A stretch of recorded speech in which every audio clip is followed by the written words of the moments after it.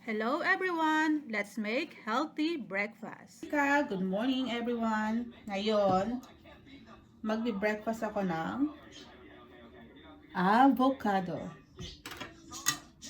Halika. Laki ng avocado na nabili ko. Paborito nyo rin ba ang avocado? Ang laki niya oh. $1.50 ang isa. Maganda ba yung avocado natin? Oh wow! Yan ang ating avocado. Then, ganito lang ako mag-almusal. Ganyan lang. Pinoy style, Pinoy style na ginagawa natin sa Pinas. Yan. Ganyan ko lang siya. Simple lang. Yan na yung almusal ko. Malaki tong avocado na to.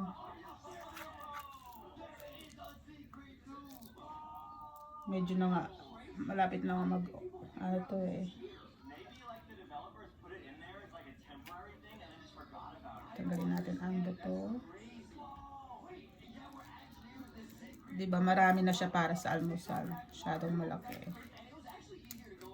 Paborito nyo rin ba ang avocado? Ako paborito ko avocado.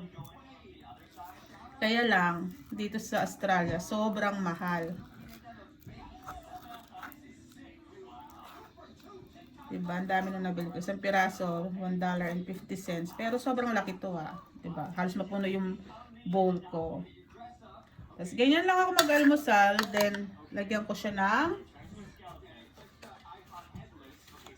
fresh milk. Yan lang.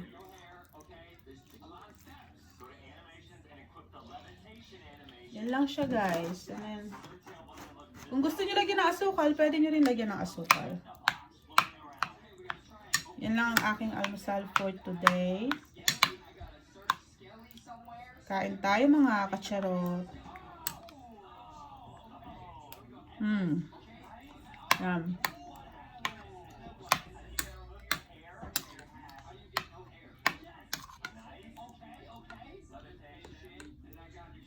Tara, kain.